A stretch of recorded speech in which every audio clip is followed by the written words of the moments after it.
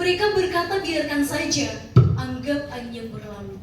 Namun bagaimana bisa setiap kalimat tajam itu terukir di benakku, mengalir dalam aliran darahku. Aku ingin menjerit, ingin mengungkapkan bahwa aku bukanlah sekedar layar kosong yang bisa mereka penuhi dengan kebencian. Aku adalah jiwa yang bernyawa, jiwa yang terluka oleh setiap makian, setiap hinaan yang terus membekas. Assalamualaikum warahmatullahi wabarakatuh. Shalom, Om Swastiastu, Namo Buddhaya, salam sejahtera untuk kita semua. Yang kami hormati Bapak Ibu Dewan Juri serta teman-teman peserta BIMNAS yang ada di ruangan ini. Perkenalkan, kami dari Universitas Negeri Makassar, menginspirasi masa depan melalui riset dan inovasi.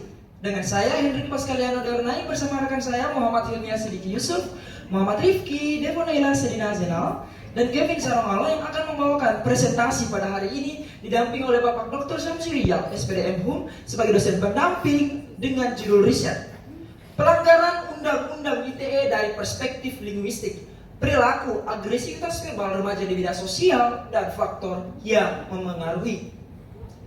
Di era digital saat ini, penggunaan media sosial, terutama di kalangan remaja, mengalami peningkatan yang signifikan. Namun, fenomena ini juga menghadirkan tantangan, khususnya terkait dengan perilaku agresivitas verbal.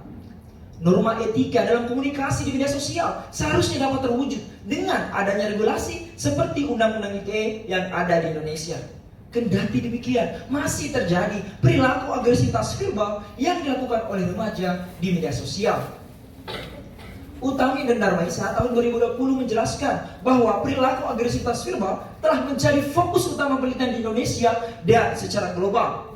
Agresivitas verbal adalah tindakan menyampaikan kata-kata kasar, penghinaan, atau ujaran kebencian yang bertujuan untuk menyakiti, merendahkan, atau menyerang orang lain.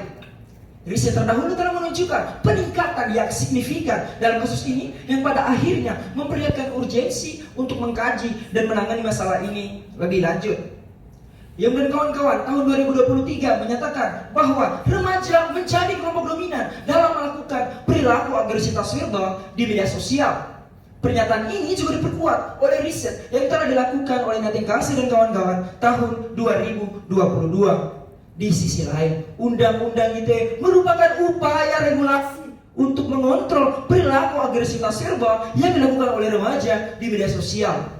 Meskipun demikian, dalam implementasinya, menurut Langinan Wakas tahun 2021 masih menghadapi tantangan yang dapat mempengaruhi persepsi remaja terhadap kepatuhan hukum dan normalisasi perilaku yang melanggar norma. Dalam riset ini terdapat dua rumusan masalah. Yang pertama, bagaimana bentuk-bentuk perilaku agresivitas verbal remaja di media sosial yang sering dianggap normal dari perspektif linguistik yang berpotensi melanggar Undang-Undang ITE. Dan yang kedua adalah faktor-faktor apa saja yang mempengaruhi remaja dalam melakukan perilaku agresivitas verbal di media sosial.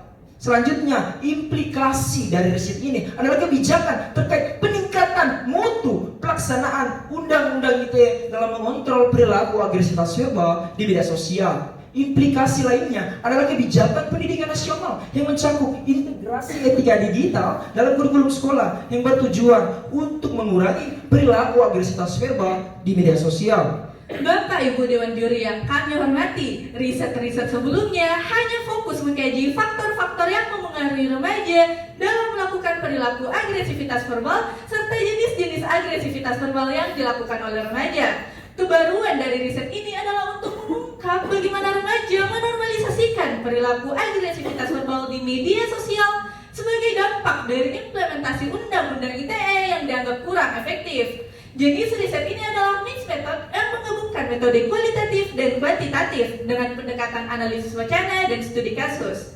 Instrumen yang digunakan dalam riset ini adalah instrumen analisis teks wacana yang diadaptasi dari Fairclough 2013 untuk membantu mengidentifikasi bentuk-bentuk perilaku agresivitas verbal yang dilakukan oleh remaja di media sosial melalui analisis tuturan. Kemudian angket dengan model skala Likert digunakan untuk mengetahui tingkat penormalan perilaku agresivitas verbal.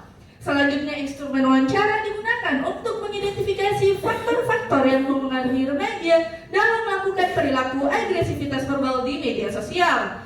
Teknik pengumpulan data dalam riset ini ada 3. Yang pertama adalah dokumentasi dengan data 100% 124 tuturan remaja yang tergolong perilaku agresivitas verbal. Yang kedua adalah angket dengan data 300 responden. Dan yang terakhir teknik wawancara dengan 10 remaja sebagai responden. Berdasarkan hasil riset kami memperoleh 3 data. Yang pertama terkait bentuk-bentuk perilaku agresivitas verbal dan fitur bahasa perilaku agresivitas verbal oleh remaja di media sosial. Yang kedua adalah penormalan perilaku agresivitas verbal yang dilakukan oleh remaja di media sosial. Dan yang ketiga adalah faktor-faktor yang mempengaruhi remaja dalam melakukan perilaku agresivitas verbal di media sosial. Adapun bentuk-bentuk perilaku agresivitas verbal tersebut meliputi insult, karakter attack, profanity, compelling attacks, teasing, malediction, dan ridicule. Tabel pada slide menunjukkan bahwa bentuk perilaku agresivitas verbal yang paling dominan dilakukan oleh remaja di media sosial adalah insult, yang diikuti oleh karakter attack, profanity, dan lain sebagainya. Insult merupakan bentuk perilaku agresivitas verbal yang melibatkan tindakan menghina yang mencakup aspek-aspek seperti fisik, latar belakang suku, ras, dan agama. Selanjutnya, data terkait fitur bahasa, riset ini menemukan bahwa terdapat berbagai fitur bahasa yang digunakan oleh remaja dalam melakukan perilaku agresivitas verbal di media sosial, yaitu penggunaan kata-kata kasar seperti jelek, Dia sangat jelek sekali, aku tidak menyukainya. munafik, Mantap, munafik memang tuh si botak. goblok, Kos Justin, buang-buang waktu doang, debat sama orang goblok. gempa, Pantas gempa anjing. dan lain sebagainya. Selanjutnya data kedua terkait bagaimana remaja menormalkan perilaku agresivitas verbal di media sosial. Tabel pada slide memperlihatkan bagaimana remaja menormalisasikan tingkat kewajaran perilaku agresivitas verbal. Cara menginterpretasikan data tersebut yakni semakin tinggi min yang diperoleh, maka semakin tinggi